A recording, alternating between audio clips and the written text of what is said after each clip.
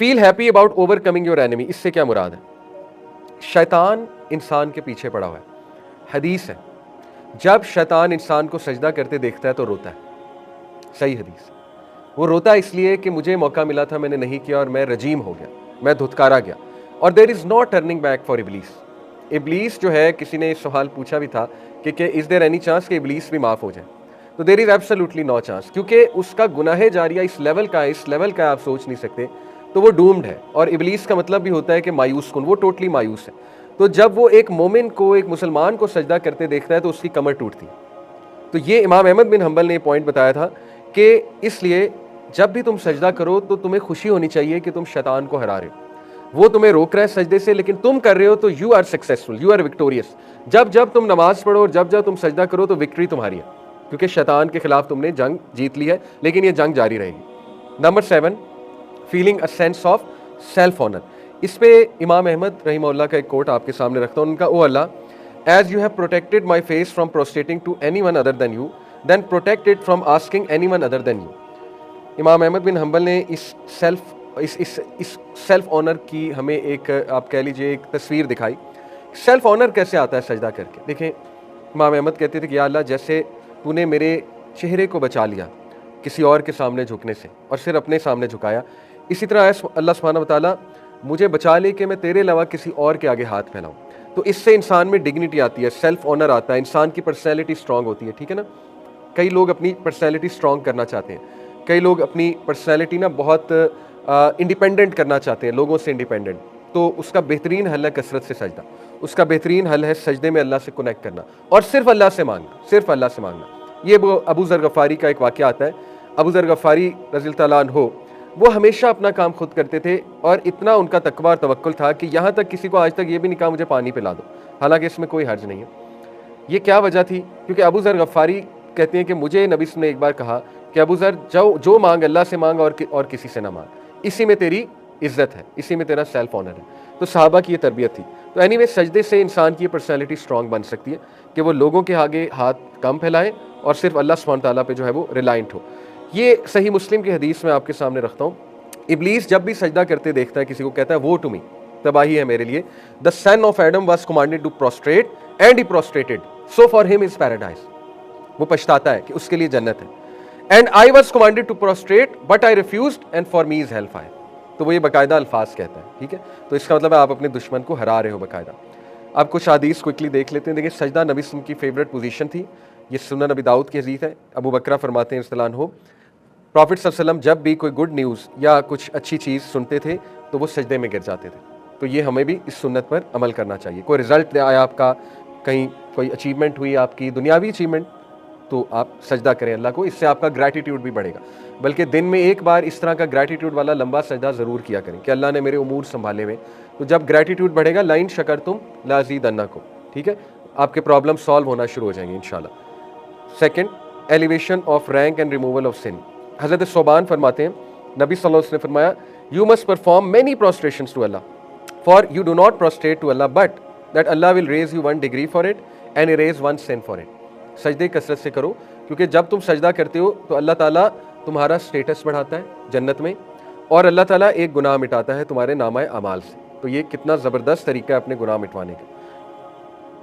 ज़र रज़ियल्लाहु अन्हु रिपोर्ट करते हैं कि अली रज़ियल्लाहु अन्हु ने फरमाया, the most beloved word to Allah Almighty is that one says while prostrating, रब्बी इन्नी ज़लमतु रब्बी फ़ग़फ़िरली फ़इन्नहु ला यग़फ़िरु ज़ुनूबा इल्ला अंत। ये हज़रत अली से दुआ साबित है। हज़रत अली ने कहा कि सबसे जो बिलवेड अल्लाह ताला को है दुआ सजदे में, वो ये है। अब ये हज़रत अली ने नबी सल्लल्लाहु अलैहि वसल्लम से सुनी होगी, तभी उनसे मरवी है। तो देखें, इसका मतलब कि सजदे में बेशुमार दुआएं सिखाई गई हैं। ठीक है? तो रब्बी इन्नी ज़लमतु रब्बी फ़ग़फ़िरली फ़इन्नहु ला यग़फ़िरु ज़ुनूबा इल्ला अंत। क्या है ट्रांसलेशन?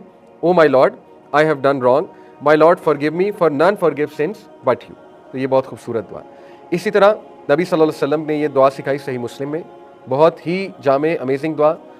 अल्लाह मग़फ़िरली ज़म्बी, ट्रांसलेशन बहुत आसान है, अल्लाह मग़फ़िरली ज़म्बी, अल्लाह मेरे गुनाह माफ़ फरमा दे, कुल्लाहु, कुल के कुल, कुल्लाहु, कुल के कुल, ऑल ऑफ देम, दिक्काहु व जिल्लाहु, स्मॉल एंड लार्ज, गुनाह सगीरा, गुनाह कबीरा, व अव्वलहु व आखिरहु, पुराने गुनाह, पिछले गुनाह।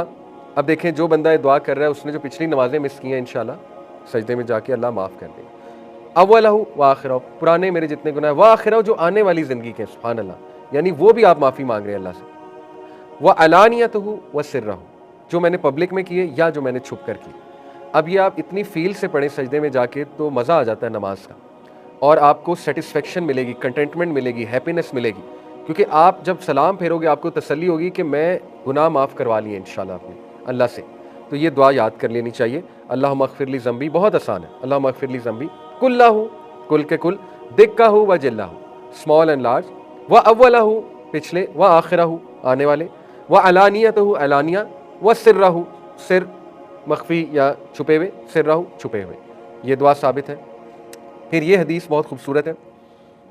नबी सल्लल्लाहु अलैहि वसल्लम ने फरमाया, बहुत लंबी हदीस है लेकिन मैं आपको इसको स्मॉल छोटा करके बताता हूँ कि जब लोग पुल सिरात से गुजर रहे होंगे तो क्या ये मामला है।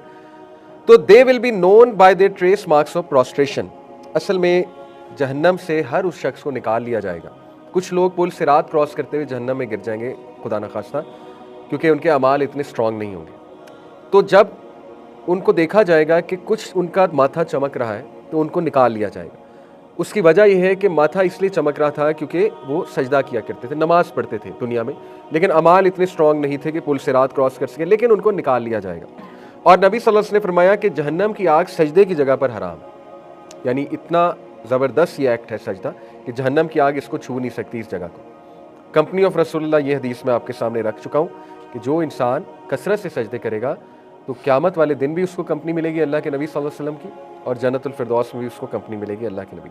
एक्सेप्टेंस ऑफ दुआ, नबी सल्लल्लाहु अलैहि वसल्लम ने फरमाया, एज फॉर सुजूद go to great lengths in making दुआ in it as it is likely that your दुआ शैल बी आंसर्ड। लंबा लंबा सजदा करो, बहुत लाइकली है तुम्हारी दुआ सजदे में कबूल की जाएगी, ठीक है।